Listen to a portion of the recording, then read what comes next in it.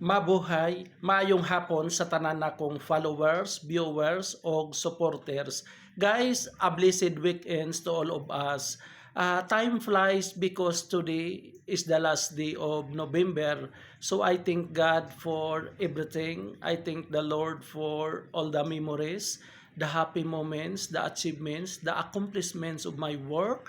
I thank Him for the people that surrounds me, everything that I was able to accomplish, even the trials, the problems, the difficulties that I have faced for this entire month of November.